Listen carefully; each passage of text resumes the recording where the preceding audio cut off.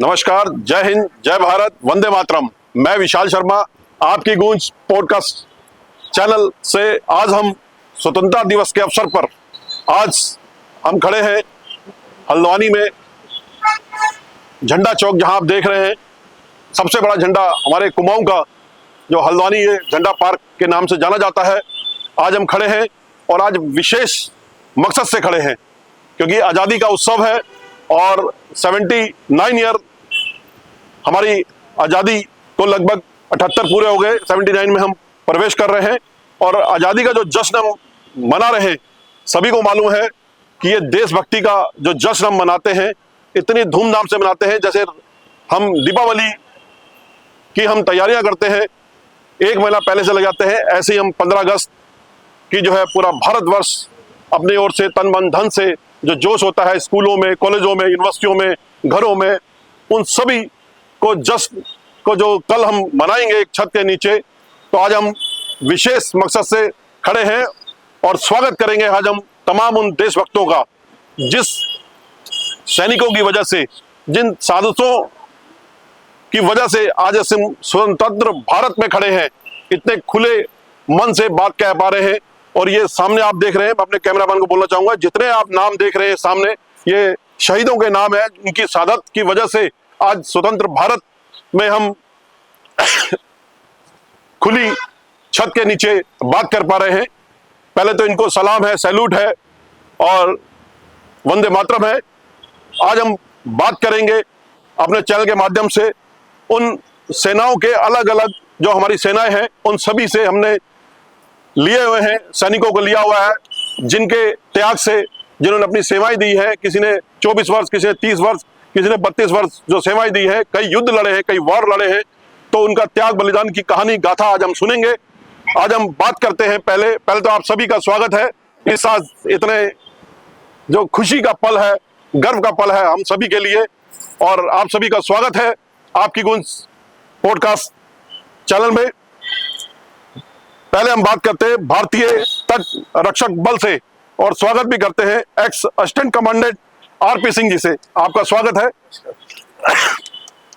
दूसरा हम बात करेंगे भारतीय नौसेना के सब लेफ्टिनेंट संजय शाह जी से। आपका स्वागत है। भारतीय थल सेना के नायब सूबेदार उमाकांत पाठक जी से आपका स्वागत है। भारतीय वायुसेना के flying assistant KD Pandey ji का आपका स्वागत है। बॉर्डर सिक्योरिटी फोर्स सहायक कमांडेंट विष्णुदत्त उपाध्याय जी, आपका स्वागत है। भारतीय थल सेना के कैप्टन महेशचंद तिवारी जी का आपका स्वागत है। और सभी हमारे बीच में आप जैसा कि देख रहे हैं, महिलाएं भी आई हुई हैं, कई हमारे जो देशभक्त आए हुए हैं, आप सभी का स्वागत है। आज हम आपसे विशेष रूप से बात करेंगे कि जैसा भारत का सपना हमारे शहीदों ने, जिन्होंने अपनी शहादत दी है, क्योंकि इतनी आसानी से हमें आज़ादी नहीं मिली थी, 47 में जो हमें आज़ादी मिली थी, आज क्या उस भारत के सपने को हम आगे लेके जा रहे हैं। 21वीं सदी में हम प्रवेश कर चुके हैं और कई सारे सवाल हैं। आप सैनिकों को बुलाने का मकसद हमारा यह है कि जो आप सेना में आपने सेवाएं दी और जो वर्तमान की आज की डेट की सेना है, और जिस मकसद से सेना में पहले पूरे कुमाऊं में बड़े शौक से लोग भर्ती होते थे, आज धीरे धीरे युवाओं का जो है जोश कम होता जा रहा है। अपनी इंटर करने के बाद कोई इंजीनियर, कोई डॉक्टर, कोई बीटेक, कोई एमटेक की तैयारी कर रहा है, सेना में रुझान कम हो रहा है। सब पे आपसे बात करेंगे और जानेंगे। आज हम बहुत सारे सवाल हैं आपसे बात करने के लिए। पहले हम पहला सवाल लेकर के आते हैं असिस्टेंट जो कमांडेंट आरपी सिंह जी से। आपका स्वागत है। आपसे हम बात करते हैं, देश को आजाद हुए इतने लंबा अरसा हो गया, क्या आज आप जो आपने सेवाएं दी अपने नौकरी के समय, जिस सेना को आप जानते थे, आज वर्तमान की जो सेना है, जो स्वतंत्र भारत की जो सेना है, अभी कई सारे ऑपरेशन हुए, उन पे भी बात करेंगे। क्या उस सेना का जो मनोबल बढ़ रहा है, क्योंकि कई लोगों का इल्जाम है, क्योंकि आप एक राजनीतिक संस्थाओं से भी जुड़े हुए हैं, कई चुनाव लड़े हैं, आपसे बात करेंगे।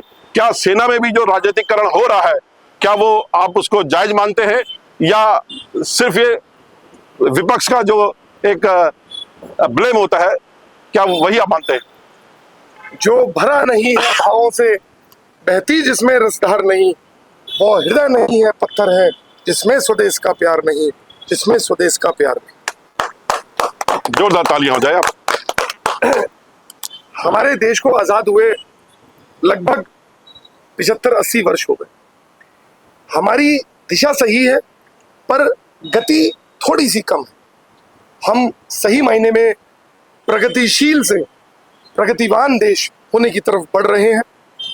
जहां तक सेना के राजनीतिकरण का मामला है, वो किसी भी सियासी दल को नहीं करना चाहिए। हमारे देश में जितने भी डिपार्टमेंट्स हैं, जितने भी स्टेक होल्डर्स हैं, जितनी भी एजेंसीज हैं, उनको हमें अनइन्फ्लुएंस्ड, बिना प्रभाव के छोड़ देना चाहिए और वे स्वतः अपना काम करना जानती हैं। वो stand alone system, stand alone unit है। जहां तक युवाओं में देशभक्ति का सवाल है और कक्षा 12 के बाद वो किस दिशा में जाना चाहते हैं, वो आर्मी में, एयरफोर्स में, नेवी में, कोस्ट गार्ड में, सीएपीएफ में जाएं या डॉक्टर, इंजीनियर या अन्य पेशों को अपनाएं, तो समाज में हर वर्ग, हर तबका, हर प्रोफेशन जरूरी है। लेकिन फौज में जब विज्ञापन देने की जरूरत पड़े कि आप यहाँ आए और ज्वाइन करें, तो ये एक प्रश्नात्मक स्थिति को जरूर पैदा करता है। तो हमें आज युवाओं को इस ओर प्रेरित करना पड़ेगा, छोटे लेवल से सैनिक स्कूल में और बड़े लेवल पर एनडीए और सीडीएस के माध्यम से फौज में भेजने की हमें चेष्टा करनी पड़ेगी। जहाँ तक फौज में सिपाही स्तर की बात है, अग्निवीर योजना जो सरकार लेके आई है, उससे समाज में बहुत ज्यादा संतुष्ट लोग नहीं है। फिर भी हमें पूरी कोशिश करनी चाहिए कि युवाओं को भी हम अधिक से अधिक प्रेरित करें कि वो फौज में जाएं। मैं अगला सवाल उपाध्याय जी आपसे करता हूं। आपने बात करी अग्निवीर की, क्या आप अग्निवीर की योजना को सरकार के द्वारा जो लाई गई है, क्या उससे आप उचित मानते हैं या उससे युवाओं का मनोबल बढ़ेगा या घटेगा? आप कितना अपनी एंगल से देखते हैं? मैं इस पर्टिकुलर बात को दो मुख्य बिंदुओं से आपके सामने लाना चाहता हूँ। पहला बिंदु तो यह है, रोजगार का जहाँ पर भी तड़प रहा है, तो रोजगार सबको मिले, यह हर एक आदमी की आकांक्षा भी है और सरकार भी चाहती है कि हर एक व्यक्ति को रोजगार मिले। और उसके लिए वह जो बंदोबस्त किया है उन्होंने, शायद कुछ हद तक तो ठीक है, लेकिन चूंकि 4 ही बरस के बाद जब आदमी को रिटायर कर देते हैं, तो उसका भविष्य एकदम मैं समझता हूँ शून्य हो जाता है। 4 वर्ष का जो बात कही, विधायक सांसद 1 महीने के लिए भी अगर बन जाते हैं तो उनको ताउम्र जो है पेंशन मिलती है। 4 वर्ष के बाद ना तो पेंशन है, ना मेडिकल सुविधाएं हैं, ना और सुविधाएं हैं। आप इसको किस नजर देखते हैं? देखिए, ये चूंकि एक ऐसा विषय आपने सामने रखा है जिसमें मैं बहुत कुछ नहीं कह पाऊंगा, लेकिन इतना जरूर कहूंगा कि परिवर्तन प्रकृति का नियम है और परिवर्तन होना चाहिए। 4 वर्ष का जो आज है, क्योंकि 4 वर्ष का जो युवा देश की सेवा के लिए जाता है, वो एक ये सोच के चलिए कि ताउम्र उसके अंदर, उसके खून में इस तरह की भावना आ जाए कि वो देशभक्ति रहे। देशभक्ति का मतलब ये नहीं है कि केवल आप फौज में जाएं और फौज की सेवा करें। देशभक्ति हर क्षेत्र में हर तरीके से हो सकती है। एक चिकित्सक, एक कोई भी इंजीनियर, वो भी देशभक्ति कर रहा है, वो भी देश के विकास कार्यों में भाग ले रहा है। तो मेरा कहने का मतलब है, जो 4 साल एक उनको मिला है, एक कहीं ना कहीं बहुत अच्छी व्यवस्था भी है यदि इसको सही तरीके से सोचा जाए। यदि इसके बारे में बहुत ज़्यादा टीका टिप्पणी करेंगे तो अवश्य इसमें कुछ न कुछ निकलेगा, लेकिन ऐसा कुछ नहीं है। चूँकि मेरे घर से ही 2 अग्निवीर हैं और मैंने उनसे जब इंट्रोडक्शन किया, उनसे जब मैंने क्वेश्चन किए, और वो बहुत सेटिस्फाइड लेवल पर है। वो अभी ये कहते हैं कि मैं 4 साल के बाद यदि मेरा सिलेक्शन नहीं होता है, मैं तब भी अपनी आजीविका और अपना घर बार बहुत सही ढंग से। बहुत बढ़िया, बहुत बढ़िया। मैं आपसे पूछना चाहूंगा, जो 4 साल की अग्निवीर को लेकर के इसलिए हम बात करते हैं क्योंकि ये बहुत महत्वपूर्ण मुद्दा है, क्योंकि युवाओं का जिस हिसाब से रुझान कम हो रहा है।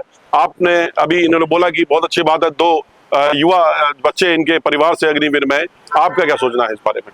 आपके चैनल के माध्यम से मैं पूरे देश को और विदेश में हमारे जो सबसे पहले जो इस देश के लिए शहीद हुए हैं और साथ में जो सेवारत हैं और सेवानिवृत्त हैं, पूरे हिंदुस्तान को मेरा सैल्यूट। मेरा नाम उमाकांत पाठक है। जैसे कि आपने मुझे क्वेश्चन किया कि भारतीय सेना का के ऊपर में जो अग्निवीरों का रुझान है वो किस टाइप से है, आपका बहुत अच्छा सवाल है। आज की डेट पे सेना के लिए सबसे पहले मैं एक चीज़ कहना चाहता हूँ कि वहाँ पर कोई इनवाइट नहीं है। जैसे कि कमांडेंट आरपी सिंह साहब ने कहा कि आज अगर हम उस बच्चे को अगर अच्छी तैयारी करें तो वो वापस आने का कोई मतलब नहीं है। सबसे पहले अनुशासन अपने ऊपर वो जरूरी है। अगर वहाँ पर अनुशासित नहीं होगा, फिजिकल फिट नहीं होगा, या फिर वो अनेक प्रकार के राजनीतिक क्षेत्र में वो चले जाएगा सेना के अंदर में, तो मैं कहूँगा साहब वो फिर घर ही आएगा। अगर वो उसके ऊपर में ताकत है, पावर है, एज ए कमांडो स्क्रिप्ट है, तो वो बंदा वहाँ पर रहेगा। वहाँ पे कोई न्यूनता नहीं भारत सरकार का। मैं भी ये कहना हाथ जोड़ के विनती करना चाहता हूँ कि मेरी बात किसी को अच्छी लगे या बुरी लगे। बहुत सारे लोग यहाँ पे आज की डेट पे कहते हैं कि मेरे को तो वहाँ सिलेक्शन नहीं हुआ। वहाँ पर जो दिया हुआ समय है वहाँ पर दौड़ के निकलना पड़ेगा। बहुत अच्छी बात है। जो लायक होगा उसको जॉब मिलेगी, जो टैलेंटेड होगा उसको अवश्य मिलेगा। फिर भी अग्निवीर के लिए मैं यहाँ पर एक ही चीज कहना चाहता हूँ, अगर वो 4 साल वहाँ पे अच्छी सर्विस करता है तो राज्य सरकार भी उसके लिए काफी मदद कर रहे हैं, काफी सहयोग के लिए यहाँ पर सरकार यहाँ पे काम कर रही है। जैसे कि मनोबल नहीं टूटना चाहिए। और आदमी के ऐसे भी लोग हैं अभी ये जो शहीद हैं इसमें पड़े हुए और सेवानिवृत्त हो चुके हैं, जो एक पाँव एक हाथ के पर भी उन्होंने यहाँ पर अवार्ड ले रखे हैं। साहस कभी नहीं छोड़ना चाहिए अग्निवीरों को खासकर। बहुत बढ़िया। आपसे एक सवाल है। 8 देशों से हमारा भारतवर्ष घिरा हुआ है और पड़ोसी देश हैं वो सारे लगभग। अंबादत्त भट्ट जी, मैं क्योंकि भारत की सुरक्षा की बात करते हैं, जो पहले युद्ध होते थे जब देश हमारा आजाद हुआ था तो लाठी डंडों से भी युद्ध जीते गए हैं। आज टेक्नोलॉजी का जमाना है, अब ग्राउंड की लड़ाई कम हो रही है, टेक्नोलॉजी में ज्यादा हो रही है। जो ये पड़ोसी देश है रोज हमारे ऊपर गुर्रा रहे हैं, आप इसको किस नजर देखते हैं? देखिए सर, मैं एक्चुअली बॉर्डर सिक्योरिटी फोर्स से हूँ। मैंने जम्बो बॉर्डर काट रखा है, लाल काट रखा है, त्रिपुरा काट रखा है। हमारा सबसे पहले BSF कहते हैं फर्स्ट लाइन डिफेंस। सबसे पहले बम हमारे ऊपर गिरता है, उसके बाद आर्मी तो 50 किलोमीटर पीछे होती है हमसे। वो डिफेंस को रोकने के लिए हमारे पास सबसे बड़ा हथियार है। भले ही मिसाइलें आ गई है, बहुत क्या कहें, ड्रोन आ गए। हमारे पास आज भी MMG जो हमारे 81 मोटर है, हमारी 81 मोटर ने अभी पंजाब से लेकर अखनूर तक 132 पोस्टें BSF ने नष्ट कर रखी हैं पाकिस्तान की। ये हमारी ग्राउंड रिपोर्ट है। और मिसाइल तो ये सब इनके बाद हमारे पास सबसे बड़ा हथियार है 81 mm मोटर, उससे हमने नष्ट किया। हमारे लिए वही ग्राउंड रिपोर्ट है, हमारे पास कोई बड़ा हथियार नहीं आया अभी तक। यही मेरा कहना है। आपने बहुत बड़ी बात बोली कि सबसे पहले सामना आपको करना पड़ता है। एक आपके द्वारा BSF के द्वारा और भी जो दल है जो पैरामिलिट्री में आते हैं, उनकी एक शिकायत है सरकार से कि हमें ना तो पेंशन जो की सुविधा है वो सुविधा नहीं है, मेडिकल की सुविधा भी नहीं है। सेवा तो पूरी दे रखी है उन्होंने, जैसे और सेनाएं सेवा दे रही हैं। आप इसको क्या, सरकार को किस नज़र से, आपने कई बार गुहार भी लगाई है, ऐसा क्यों है कि दूसरे जितने भी संगठन हैं, सेनाएं हैं, उन सबको पूरी सुविधाएं आपको नहीं है? आपने बहुत एक सटीक प्रश्न मेरे सामने रखा है। हमारे पैरामिलिट्री के जितने भी कर्मचारी हैं, जवान हैं, ऑफिसर्स हैं, उन सबको 2004 के बाद एज ए सिविलियन घोषित कर दिया। जबकि आपको ये जानकारी होनी चाहिए कि हम 24 hours all the 7 days of the week and all the 365 days of the year हम जो है तैनात रहते हैं बॉर्डर पर।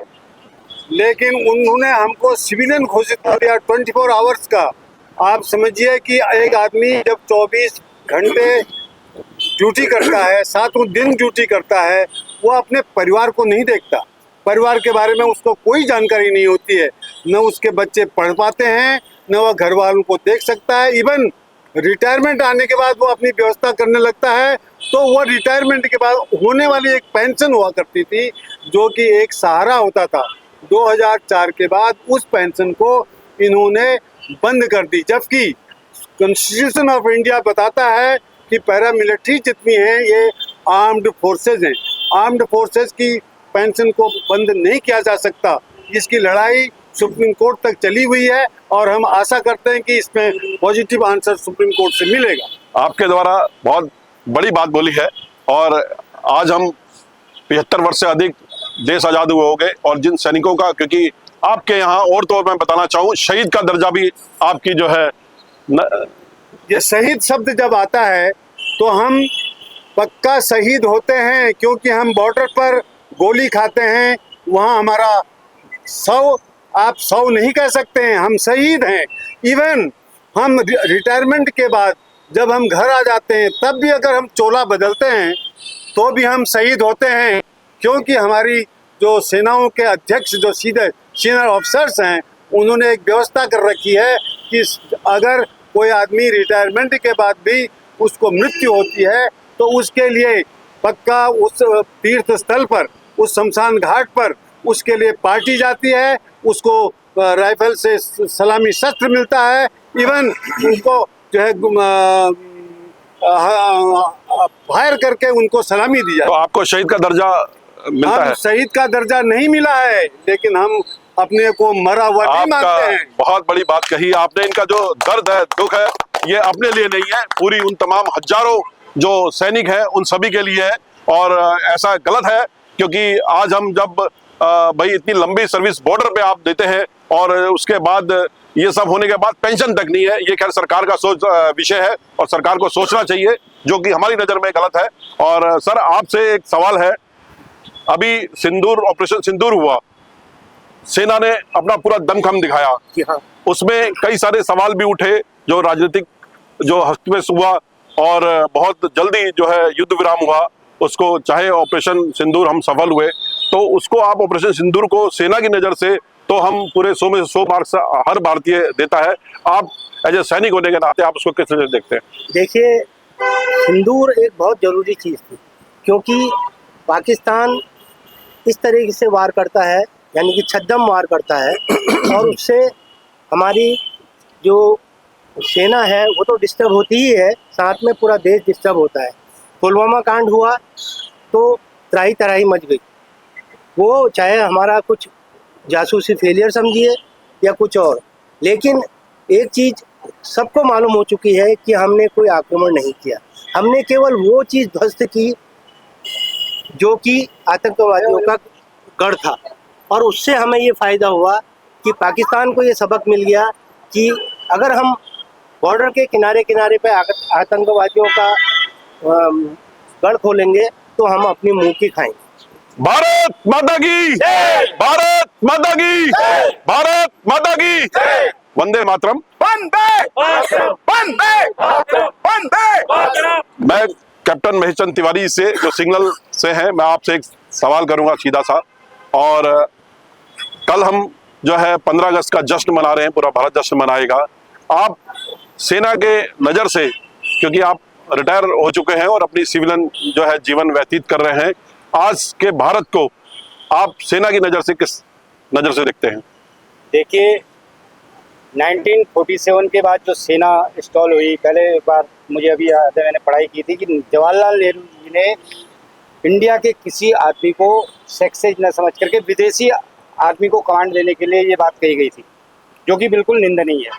उसके बाद हमारे ही एक कर्नल साहब ने जिसके लिए कहा, नहीं, हमारे हिंदुस्तानी में इतना खून और इतना दिमाग है कि वो किसी पर भी कमांड कर सकता है। इसके बाद जो है हमारी सेना का सेना अध्यक्ष जनरल मानिक शाह को पहला जनरल बनाया गया था, जिनको फील्ड मार्शल भी बनाया गया। ऐसा नहीं है, हमारी सेना में एक जवान भी है जो पढ़ा लिखा जाता है और अधिकारी जो है वो उस तरीके की ट्रेनिंग ली जाता है जिसमें लीडरशिप की ट्रेनिंग दी जाती है। और आज हमारी टेक्नोलॉजी के मामले में चाइना से हम किसी मामले में कम नहीं है, सिर्फ इलेक्ट्रॉनिक मामले में थोड़ा कम है। बाकी सेना के माध्यम से मैं कह सकता हूँ कि हमारी सेना एक उच्च कोटि की और डिसिप्लिन सेना है, जिसमें कभी भी एक देश प्रेम मक्कारी नहीं है। आज हमारे, मैं आपको छोटा सा उदाहरण देता हूँ, हिंदुस्तान और पाकिस्तान की सेना, पाकिस्तान का सिपाही जितना स्वाभिमानी और जितना वफादार है, वहाँ पाकिस्तान का जो सैनिक है अय्यास है। आज पाकिस्तान में जितनी त्राही मची है, पाकिस्तानी सेना का उसमें पूरा हस्तक्षेप है। वहाँ की सेना सिर्फ एंजॉय करती है और ज़रूरत आने पर वो छुप करके भाग जाती है। बहुत बड़ी बात कही और बहुत बड़ा ये, क्योंकि आप सैनिक रहे, आपको ज़्यादा मालूम है।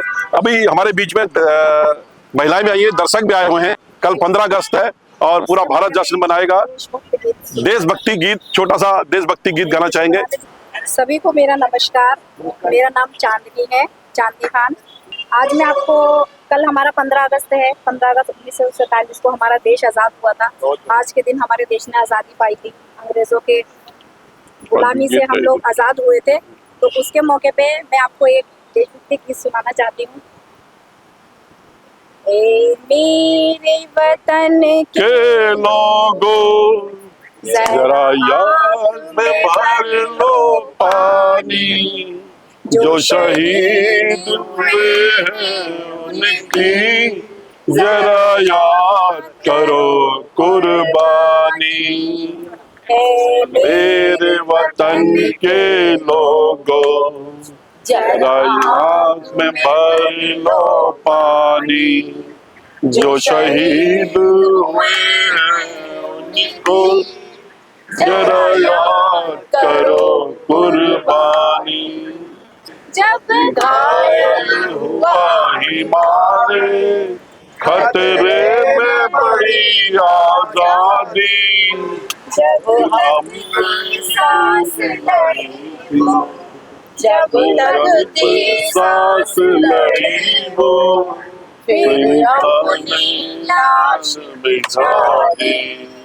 संगीत धरी कर माथा, सो गए अमर बलिदानी, जो शहीद हुए हैं उनको जरा याद करो कुर्बानी। मेरे वतन के लोगों जरा याद में भर लो पानी, जो शहीद हुए हैं उनकी जरा याद करो कुर्बानी।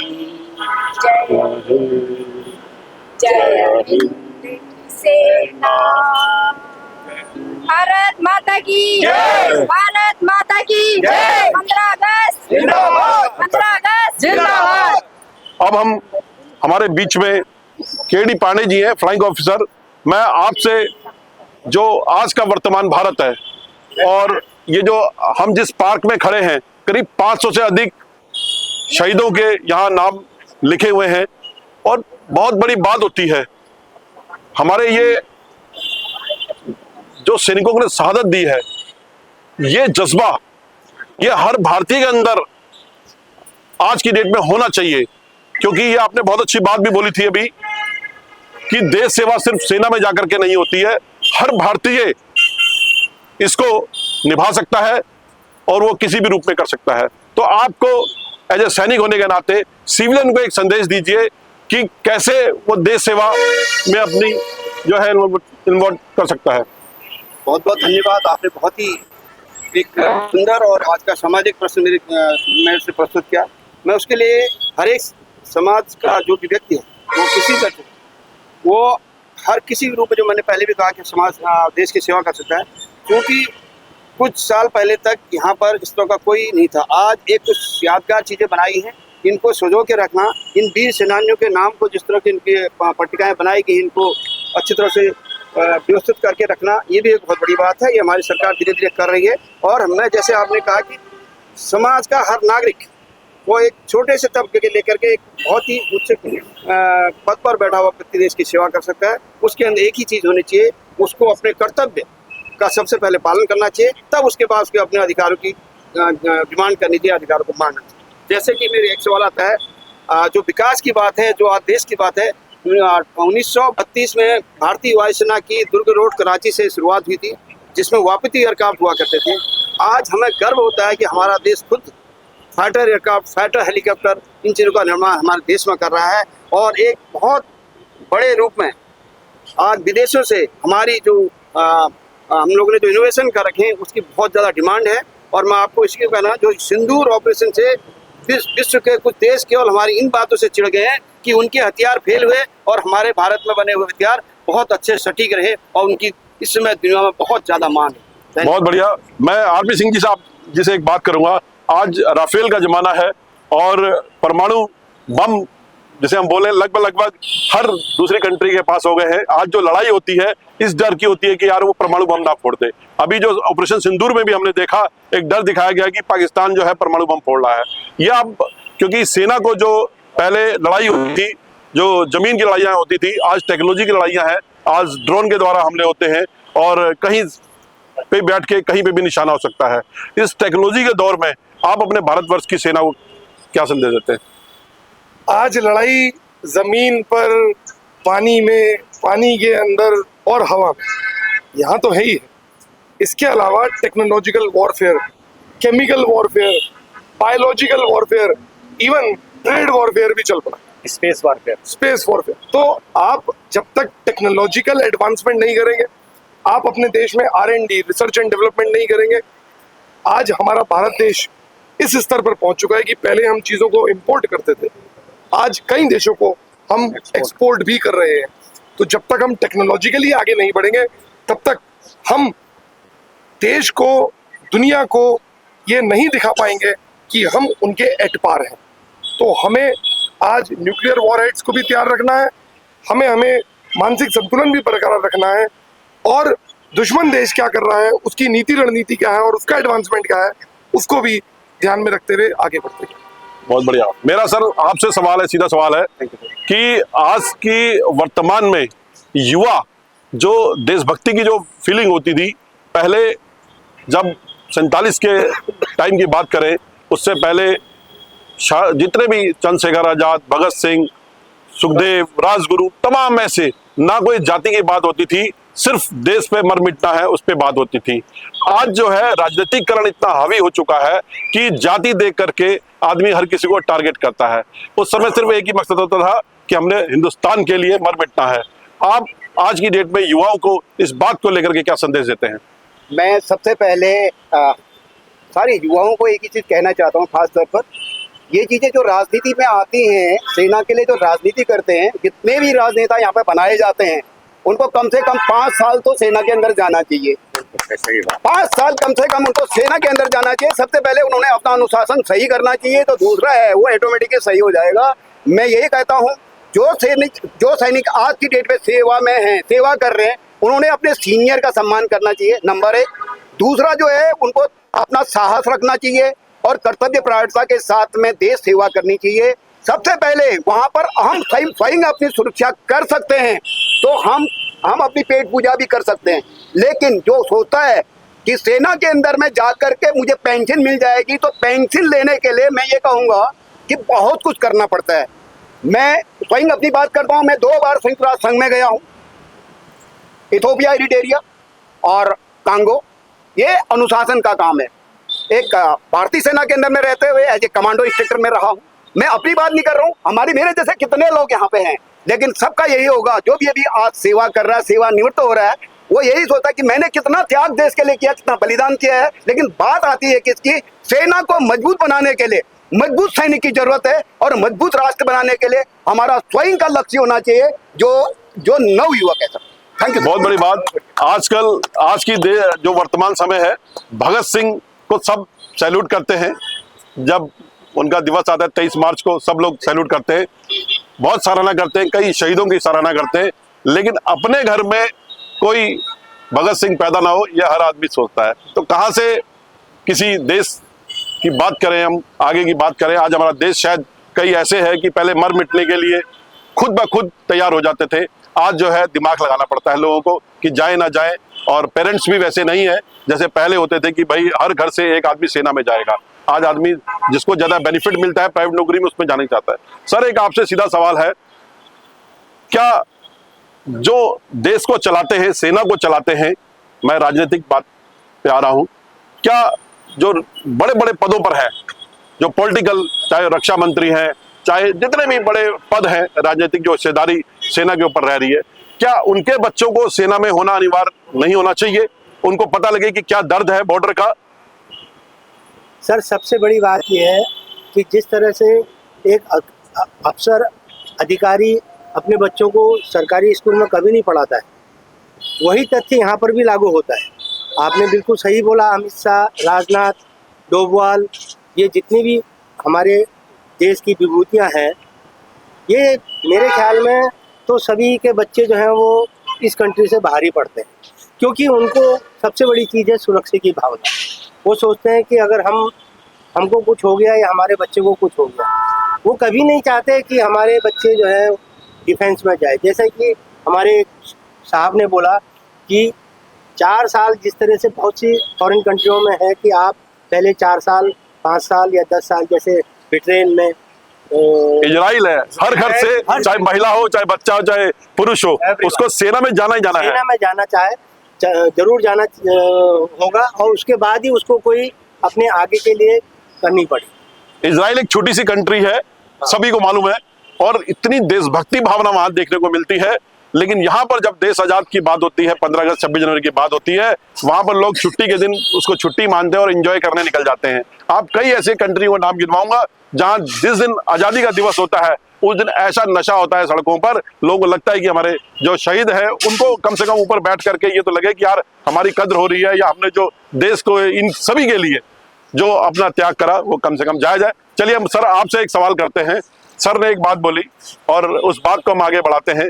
क्या नेताओं के बच्चों को उसी को उस पद पे नहीं आना चाहिए जो उस लायक हो, या किसी को भी उठा के कोई भी पद दे दिया जाए उसको पता ही नहीं होगा तो वह आपके क्या अधिकार की बात करेगा?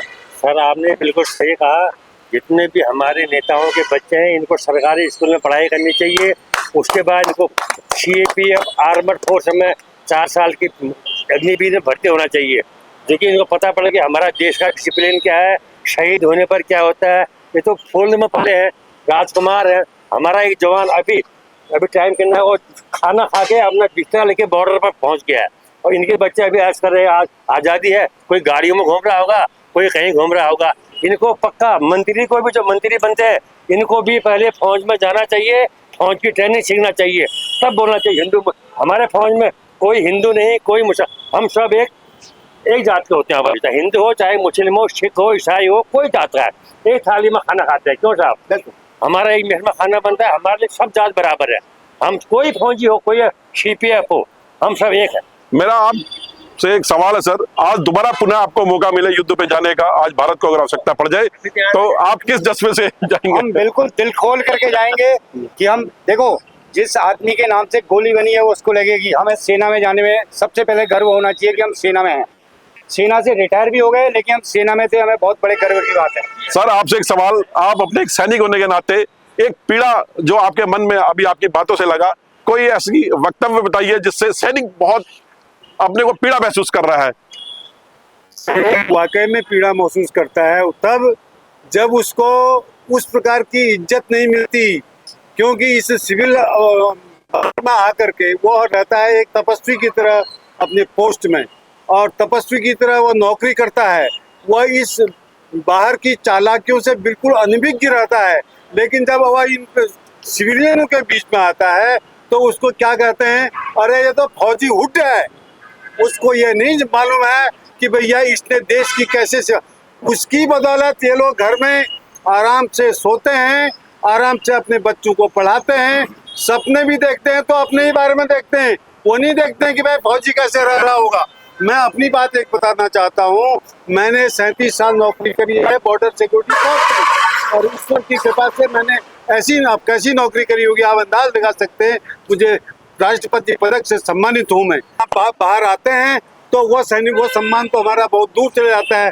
मैं बहुत हैरान रह जाता हूँ कि यहाँ सिविलियन लोग हमारी वो इज्जत नहीं करते हैं। मैं आपको बताना चाहूँ, आप राष्ट्रपति पुरस्कार से सम्मानित हैं, उसके बावजूद भी, और एक जो पीड़ा है इनकी जो पूरी पैरामिलिट्री जितनी भी यहाँ पर हल्द्वानी में मैं बताना चाहूँ, और भी कई सारे SSB हैं, CRPF है, उन सभी के लिए यहाँ पर कोई भी सरकार लोकल प्रशासन द्वारा भी एक बैठक करने के लिए भी कोई एक छोटा सा हॉल तक उपस्थित नहीं है। पेंशन की तो बहुत दूर की बात हो गई, या स्वास्थ्य सुविधाएं की तो बहुत दूर की बात हो गई। ये दुर्भाग्य है, आज 21वीं सदी में हम बात तो करते हैं कि हम बहुत आगे हैं। सर बात करेंगे आपसे, ये जो पीड़ा बताई है आप इसको क्या कहते हैं? शुरुआत करूंगा एक शेर से। सरफरोशी की तमन्ना अब हमारे दिल में है, देखना है जोर कितना बाजुए का दिल में है। हम अभी से क्या बताएं क्या हमारे दिल में है, वक्त आने दे बता देंगे तुझे आसमां। हम अभी से क्या बताएं क्या हमारे दिल में है। भारत माता की वंदे मातरम, वंदे मातरम, इनकलाब जिंदाबाद, इनकलाब जिंदाबाद, इनकलाब जिंदाबाद। देखिए, सरकार से मेरी एक ही गुहार है कि सभी फोर्सेस में यदि पैरिटी आ जाए, समानता आ जाए इन टर्म्स ऑफ फैसिलिटीज, तो ये सभी फोर्सेस के लिए एक फोर्सेस में जाने के लिए एंट्रीज हैं अलग अलग स्तर पर। इसकी अवेयरनेस और ज्यादा से ज्यादा बढ़ानी चाहिए। जो भी फैसिलिटीज किसी एक फोर्स में है दूसरे फोर्स में नहीं है, किसी भी कारण को लेकर, चाहे वो तकनीकी कारण हो, चाहे वो कागजी कार्रवाई हो, चाहे वो मंत्रिमंडल में फर्क हो, तो वो पैरिटी के दायरे में आ जाए तो इससे बेहतर कोई नहीं होगा। जितने भी वर्दी धारक हैं, चाहे वो आर्मी हो, नेवी हो, एयरफोर्स हो, कोस्ट गार्ड हो, CAPF जिसमें 5 फोर्सेज आती हैं, ये जितने भी फोर्सेज हैं, यदि सब समान रूप से फैसिलिटीज इनको मिलेंगी, सैलरी, पे, पर्क्स, पेंशन में यदि पैरिटी यानी कि समानता हो जाएगी, तो एक बहुत अच्छा संदेश पूरे राष्ट्र को जाएगा और लोग अधिक से अधिक फोर्सेज में किसी भी स्तर पर जाने में इच्छुक हो। बहुत बढ़िया, बहुत बढ़िया। मैं सर आपसे सिग्नल से आप कोई गीत, एक देशभक्ति जो आप अपनी रेजिमेंट का भी आपका एक गीत है, जी। 2 लाइनों में आप जो है गाएं। दोस्तों, मैं कोर ऑफ सिग्नल, भारतीय सेना के कोर ऑफ सिग्नल से हूँ। मेरा नाम कैप्टन महेश चंद तिवारी है। मैं आपको बताता हूँ हमारे सिग्नल कोर का इतिहास। सबसे पहले पुराने टाइम पे जब लोग कम पढ़े लिखे होते थे, उस समय भी सेना, क्योंकि कोई भी लड़ाई बिना संचार के असंभव है जीतना। दूर संचार अगर हमारा सही है, हमारा सिग्नल कोर जमीन से लेके आसमान तक, आसमान से लेके समुद्र तक हर जगह कम्युनिकेशन देता है। बिल्कुल बिल्कुल। और बहादुरी से लेकर के हमारे सिग्नल कोर का बहुत बड़ा इतिहास है। चाहे किसी भी लेवल में आप देखें सिग्नल कोर, तो मैं आपको एक छोटा सा एक सिग्नल सॉन्ग सुनाऊंगा। जहाँ पोस्ट पोस्ट पर रहता है सिग्नल का रैन बसेरा, वो सिग्नल जहाँ ड्राइवर DR लाइन में और टैक्स मैन ऑपरेटर, वो सिग्नल कोर है मेरा, ये सिग्नल कोर है मेरा। इस गीत से जहां डाल डाल पर सोने की चिड़िया करती है बसेरा, वो भारत देश है मेरा, वो भारत देश है मेरा। सर आपसे ये इतना जोश जो सैनिकों द्वारा, आज आपने बहुत लंबा टाइम सेवाएं दी है अपनी जॉब के दौरान, कोई ऐसा वाक्य बताइए जिससे आपको लगा हो कि मुझे गर्व है एक सैनिक होने पर। अवश्य, आपने जैसा कहा, मैंने 38 साल भारतीय वायुसेना में सेवा की है और चूँकि मैं टेक्निकल फील्ड से था तो मेरा काम जहाज़ों के साथ होता था और हमें ज़्यादा टेरिंग जगह जैसे लेह लद्दाख और जम्मू के एरिया, वहाँ पर हमें जाने का मौका मिलता था। कई जगहों पर मैंने देखा है जब हम घायल सैनिकों को पोस्ट से उठाकर जाते थे, उस समय हमें ये लगता था कि हाँ, हम भी अपनी सेना के लिए कुछ कर रहे हैं। क्योंकि स्थिति वहाँ पर ऐसी होती थी जिनको यदि पहले तो बाय रोड आना ही मुश्किल था, यदि आते भी तो कई दिनों 15-15, 20-20 दिन लगते थे। लेकिन जब वो जहाज़ों से आकर के हेलीकॉप्टर से नीचे आने के बाद जब हम उनको देखते थे, उनके शगुन होता था उनके चेहरे पर, उन्हें लगता था कि हाँ, मेरे पीछे मेरा देश है, मेरी देश की कोई दूसरी सेना भी मेरे पीछे।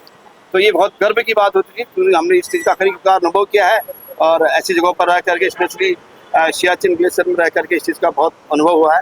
उसके लिए मैं अपने आप को बहुत आभारी मानता हूँ क्योंकि आज मुझे अपने आप पर गर्व इस बात का होता है कि मैं एक एयर वेटरन, यानी मैं एक रिटायर्ड आदमी, रिटायर तो नहीं कह सकता अपने को, रिटायर नहीं कहना चाहिए, रिटायर तो आदमी नहीं होता है। हम तो जैसे अभी हमारे संघ ने कहा, क्योंकि हम जब तक जिंदा है तब तक सैनिक है और हम देश। बहुत बढ़िया बात कही। और क्योंकि देश से बड़ा कोई धर्म नहीं होता। क्या सुनाता हूँ आपको? जी जी, मैं आपको एक वाक्य सुनाता हूँ। ऑपरेशन विजय हुआ था। मैं नागालैंड से पोस्टिंग आया था। आने के 11वें दिन एक मीटिंग हुई कि भाई अभी यहाँ से एक टैक्टिकल डेट जाना है, जो एयर सपोर्ट डेट के लिए कारगिल युद्ध में। और उसमें मैं अकेला आदमी था जो वॉलंटियर हुआ था। मैं अपने होम पोस्टिंग आने के बाद भी मैंने कहा मैं जाऊँगा, और मैं अपना उसका सेक्शन कमांडर बन करके मैं यहाँ से लखनऊ गया। तो लखनऊ से जब मैं वापस आया, आने के बाद कारगिल युद्ध 99 जुलाई में जब ख़त्म हो गया, उसके बाद जैसे ही यहाँ रहा, हमारी जो नैनीताल में यूनिट हुआ करती थी, मैं नैनीताल में पोस्टेड था, तो ऑपरेशन पराक्रम आ गया। उसके बाद जिस समय संसद में हंगामा हुआ तो सारी सेना, मतलब उस समय इतना अलर्ट हो गया था। ब्रास्ट एक्ट 1986 में हुआ था, जिस समय लड़ाई की पूरी संभावनाएं हो गई थी कि डिक्लेयर पूरे हमारे जो फर्स्ट आर्मर्ड डिव कहते हैं, फर्स्ट आर्मर्ड डिव जो है वो एक ऐसी यूनिट है कि अगर वो हिल गई तो समझ लो युद्ध होना ही होना है। तो उस समय वहाँ के जो प्राइम मिनिस्टर थे वो यहाँ आ गए। उन्होंने जैसे तैसे उन्हें देखा यार इंडिया जो है बिल्कुल खतरनाक मूड में है, तो ये तो है राष्ट्र की बात। मैं आपको बताता हूँ ऑपरेशन पराक्रम की बात मैंने देखा। मैं नैनीताल से पोस्टिंग होते हुए जब यहाँ से ऑपरेशन पराक्रम के लिए गए तो हमारा पहला स्टे था मेरठ। मुझे याद है, मुझे बहुत गर्व और मेरे आंखों से आंसू आए कि लोग हमारे लिए सवेरे 4 बजे कक्षा 1 से के स्टूडेंट से लेकर के कक्षा 12 तक के स्टूडेंट सब अपने पूरे रोडों में हमारे मतलब CSF के लिए और तो और जितने मतलब लोग कहते हैं कि क्या बोलते हैं उनको मनोबल बढ़ाने आए। हाँ, मनोबल बढ़ाने के लिए और तो और जिनको क्या कहते हैं हम ये क्या बोलते हैं उनको कुछ शेयरिंग करने हैं वॉलंटियर्स, स्वयं सेवी के अलावा जो बहुत मतलब इतने लोग वहाँ पर आए हर वो भारत का नागरिक जो अपनी ओर से, तो हमें उससे प्राउड था कि देखो हमारे पीछे इतने लोग हैं। तो देखिए बहुत बड़ी बात बोली। ये एक यही है जो भारत को महान बनाता है, सैनिकों को जो मनोबल बढ़ता है। इसीलिए कहीं भी जो लड़ जाते हैं उनको मालूम है कि हमारे भारतीय सैनिकों से कितना प्यार करते हैं। फहरा देख ले लीजिए, वाह, तिरंगा लहराते हुए, यह है हमारी भारत की शान। भारत माता की, भारत माता की, भारत माता की, वंदे वंदे।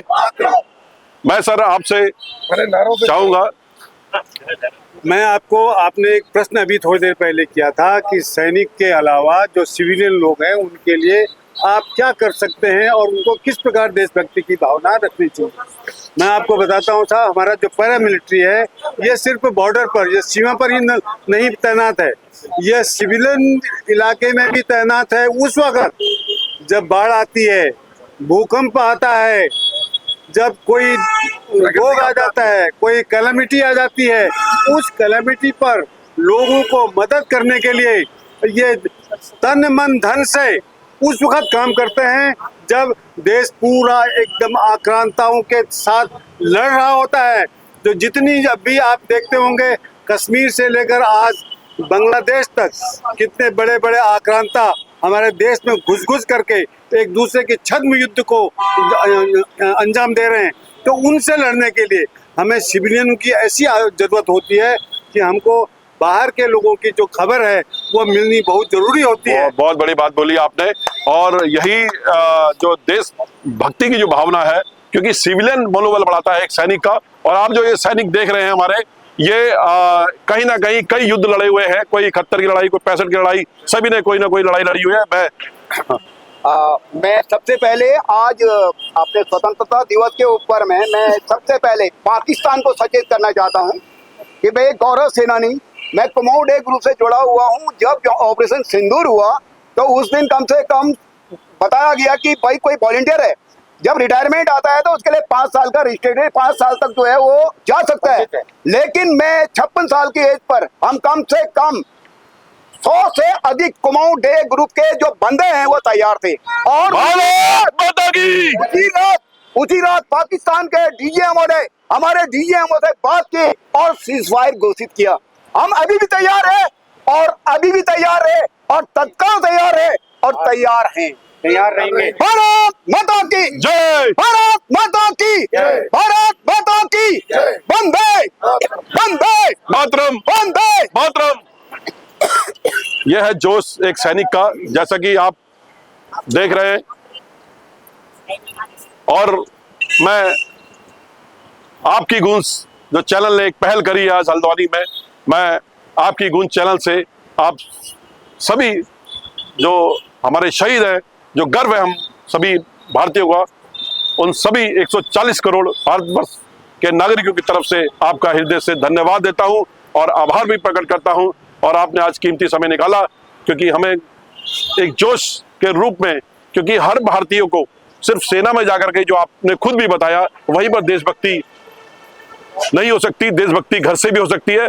और आज की डेट में जिस हिसाब से युवा सेना से दूर भाग रहा है, तो मैं चाहूंगा, क्योंकि अगर हम देशभक्ति की भावना, कम से कम सेना में भर्ती तो नहीं हो सकते, लेकिन एक जज्बा होना चाहिए हर भारतीय, हर युवा के, उसमें जब तक दिल में वो भावना नहीं होगी तो हमारा देश नंबर 1 नहीं होगा। आज हम कई युद्ध लड़ रहे हैं, अंदर भी लड़ रहे हैं, बाहर तो लड़ ही रहे हैं। आए दिन कहीं ना कहीं आप देख रहे हैं, अभी ऑपरेशन सिंदूर हुआ, पुलवामा में इतना बड़ा अटैक हुआ, तमाम आए दिन लड़ाइयां हो रही हैं। क्योंकि अब हमारी लड़ाई पड़ोसी जो 8 देश है हमारी, उनसे आए दिन जो है लड़ाइयां हो रही हैं। छोटे छोटे देश हैं जिनको भारत ने ही अपनी ओर से, आप देख रहे हैं बांग्लादेश जो भारत की वजह से बना था, आज भारत में गुर्राता है। उसकी वजह क्या है कि हमारे इसमें देशभक्ति की भावना हमारे नागरिकों में कम हो रही है। अगर वो जज्बा इजराइल की तरह, जापान की तरह, तमाम ऐसी कंट्री की तरह अगर हम भारतीयों में और ज्यादा होगा तो मुझे लगता है कि हमारा देश में कोई कभी नजर उठा करके नहीं दे सकता। पाकिस्तान की तो खैर हिम्मत ही नहीं है, बहुत छोटा सा कंट्री है, हमारा ही उससे निकला हुआ एक छोटा सा प्यादा है। लेकिन आज जरूरत है उस देश भावना को जगाने की। और मैं सभी अंतिम में हमारे उपाध्याय वंदे मातरम, मैं अंतिम में हमारे बीच में वीडी उपाध्याय जी हैं, मैं उनसे समापन चाहूंगा और उसके बाद राष्ट्रगान जो है चाहेंगे। बिल्कुल सर, बिल्कुल। आपने सर मुझे एक मौका और दिया बात करने का। मैं आज 80 वर्ष मेरी उम्र है। आप देखते होंगे मैं 80 इयर्स की होने के बावजूद भी इस तरह सैनिक की तरह खड़ा हूँ। मैं जब रिटायर आया था, मैंने यहाँ पुलिस स्टेशन में जाकर एसपी साहब से एक दरख्वास्त दी थी कि हम लोग अभी अभी रिटायर आए हैं, हर क्षेत्र के हम बड़े एक्सपर्ट हैं। हमारे साथ इंस्पेक्टर थे अपने, जैसे भाई साहब ने कहा वो सिग्नल, मैं भी सिग्नल से हूँ, मैं साइफर से हूँ। और हम तो इस बात को भी जानते थे कि इस पूरी जनता को हम किस प्रकार से सहायता दे सकते हैं। अगर कोई आतंकवादी कार्रवाई कहीं भी हो सकती है, वो हम नहीं जानते, लेकिन उसके लिए खुबिया होना बहुत जरूरी है। अगर हमको इस प्रकार का मौका मिलता तो हम उसको करने के तैयार थे। आज मैं ये बताना चाहता हूँ सर कि मेरे परिवार से स्वयं मेरा एक बेटा सेकंड इन कमांड है और दूसरे बेटा डिप्टी कमांडेंट है जो बॉर्डर सिक्योरिटी फोर्स। बहुत बढ़िया, बहुत बढ़िया। भारत माता की, भारत माता की।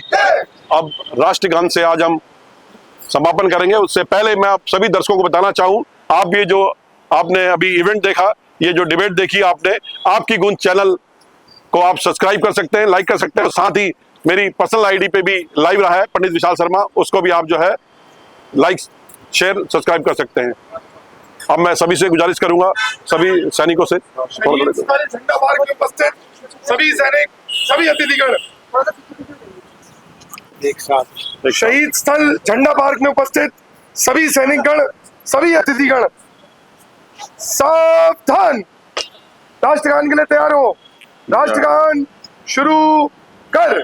जय गण अधिनायक जय हे भारत भाग्य विधाता, पंजाब सिंध गुजरात मराठा द्राविड़ उत्कल गंगा, विंध्य हिमाचल यमुना गंगा, उच्चल चलत तिरंगा। तब शुभ नामे जागे, तब शुभ आशीष मांगे, गाए तब जय गाथा, जन गण मंगल गायक जय भारत भाग्य विधाता। जय हे, जय हे, जय हे, जय जय जय जय हे। भारत माता की जय, भारत माता की जय, भारत माता की जय। वंदे मातरम, वंदे मातरम, वंदे मातरम। इनकलाब जिंदाबाद, इनकलाब जिंदाबाद, इनकलाब जिंदाबाद। आप सभी का धन्यवाद। धन्यवाद सभी का। पुनः मिलते हैं और सभी को पुनः बधाई स्वतंत्रता दिवस के अवसर पर। जय हिंद, जय भारत।